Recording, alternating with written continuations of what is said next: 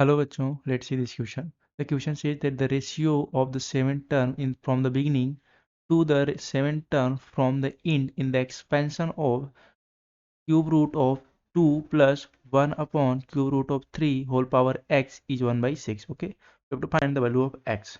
So let me discuss the key concept here. Then we will proceed further for solving of this problem. देखिए, अगर आपसे मैं बोलूं कि T R plus one term निकालिए किस में से, A plus B power N में से, ठीक है। वो होता है N C R, T R आपको टर्म निकालनी है, ठीक है। That is R eth term आपको फाइंड करनी है। ये क्या है? Are eth term. Are eth term निकालने के लिए होता है T R plus one is equal to N C R A to the power of N minus R and B to the power of R, ये होता है, ठीक है। यहाँ पे देखिए ये हमारे पास मिला। अब मैं यहाँ पे क्या बताने वाला हूँ कि इन्होंने कहा है seven term from the beginning. हमें कौन सा टर्म चाहिए? That is seven term. Okay, तो यहाँ पे क्या लिखूंगा? टी सिक्स प्लस वन, तभी तो सेवन टर्म मिलेगा। तो यहाँ पे आर क्या हो गया? Six, N C six. A क्या है? That is cube root of two, two power one by three. और यहाँ पे क्या है? N minus R, that is N minus six. एक चीज यहाँ पे कंसिडर करने वाली है, एन की जगह क्या है? एक्स है। तो ये हम सब्स्टिट्यूट कर देते हैं ताकि आपको कंफ्यूजन ना हो। ये रहा। अब देखिए बी क्या है? बी वन अपॉन यहाँ पे three power of one by three है, ठीक है। होल पावर क्या आ जाएगा? सिक्स। ये हो गया। अब इसको थोड़ा सिंप्लीफाई कर देते हैं। एक्स सी सिक्स तो है ही, ये क्या हो जाएगा? Two to the power of x minus six by three into यहाँ क्या होगा? Three to the power of minus one by three और इन होल पावर ऐसे लिख देता हूँ, that is whole power six. ये क्या आ गया? Seven term from beginning. अब देखिए seven term from the last. तो देखिए अगर आपसे पूछा जाए यहाँ पे, मैं दूं टोटल नंबर ऑफ टर्म्स कितने हैं, मान लीजिए सिक्स हैं, ठीक है। और मैं आपसे पूछूं fifth term from last, fifth term from last. देखिए A B C D E F, कितने टर्म हो गए? दो चार सिक्स, टोटल सिक्स हो गए।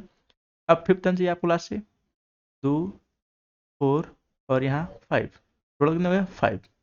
अब टू, यहाँ फोर और ये फाइव, ये कौन सा टर्म है from the beginning? That is N minus कितना है?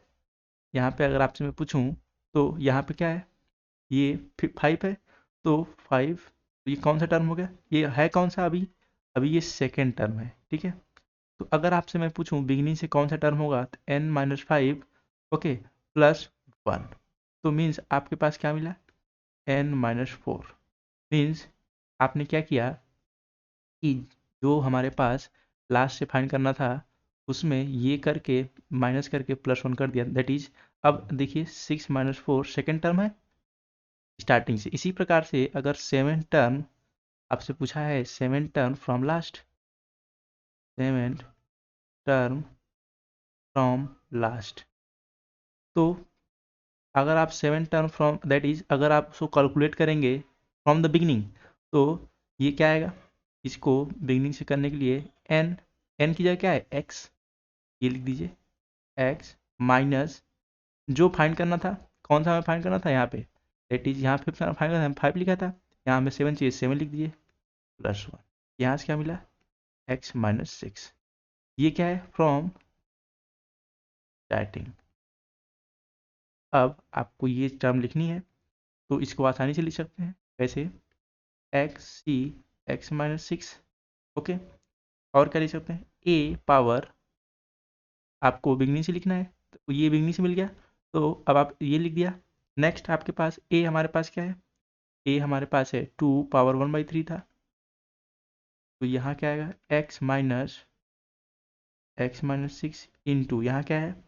यहाँ हमारे पास है that is three power minus one by three था, और यहाँ क्या आ जाएगा? X minus six. ये हमारे पास हो गया that is from the last, ठीक है। अब ये देखिए मैं इसको इक्वेशन वन नाम देता हूँ और इसको इक्वेशन टू नाम देता हूँ। अब देखिए यहाँ पे इन्होंने क्या कहा है, हमसे पूछा है दैट इज इनका जो रेशियो है वो 1/6 है। इसका मतलब इक्वेशन 1/6 2 इज इक्वल टू 1/6।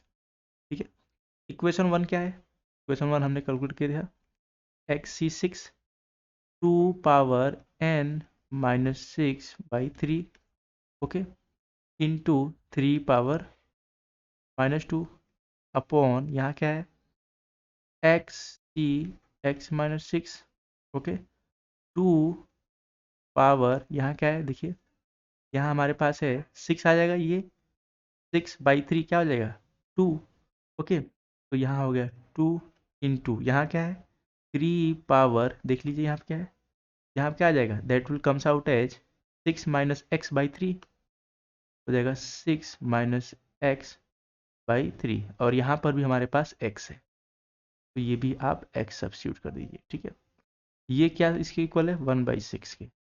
अब हमारी प्रॉब्लम यहाँ से इजीली सॉल्व हो सकती है, कैसे, क्रॉस मल्टीप्लाई कर दीजिए। ठीक है, तो यहाँ क्या हो जाएगा 6 टाइम्स ऑफ XC6, ओके, और यह क्या हो जाएगा 2 पावर x माइनस 6/3, और ये क्या हो जाएगा 1/3 square that is 9 is equal to, यहाँ क्या हो जाएगा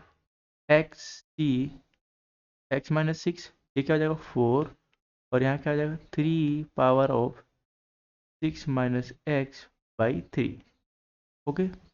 अब फर्दर हमारे पास दैट इज, फर्दर अगर हम निकालें तो क्या हो जाएगा, इसको जो है 3 से कैंसिल कर दीजिए। ठीक है, तो 2 टाइम्स और ये 3 टाइम्स, यहाँ से देखिए 2 टाइम्स ऑफ क्या मिल जाएगा हमारे पास XC6, यहाँ क्या हो जाएगा, ये 3 जो है, ये बचा हुआ 3 मैं RHS में ले जाऊंगा। ठीक है, 2 पावर x माइनस 6/3, इसको क्या लिखूंगा, देखिए आपको पता होगा NCR को लिख सकते हैं NCN माइनस R, तो यहाँ की लिखूंगा x माइनस 6, क्या हो जाएगा, ये बचेगा 6 आपके पास। ठीक है, कैसे देख आपको मैं दिखा देता हूँ, यहाँ पे x minus of x minus 6। ठीक है, अब देखिए ये 4 इंटू 3 12 हो जाएगा, ये जो 3 था हमने RHS में लाया, और यहाँ 3 पावर 6 माइनस x/3।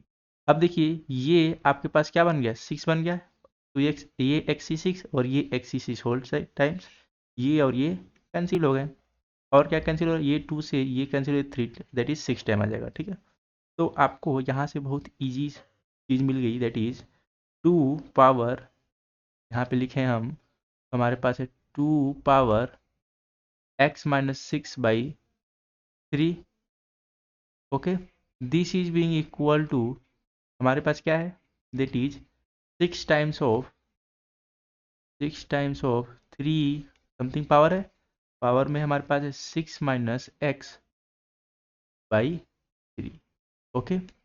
अब क्या करिए, इनको जस्ट मैं क्या करूँगा, इसको जो यहाँ पे है इसको इस तरीके लिख दिए, x minus 6/3 is equal to 6 into 3 power लिख दीजिए माइनस ऑफ x माइनस 6/3, तो ये अपॉन में आ जाएगा, that will comes out as 6 divided by 3 into x minus 6/3, okay, और ये तो है ही हमारा x माइनस 6/3।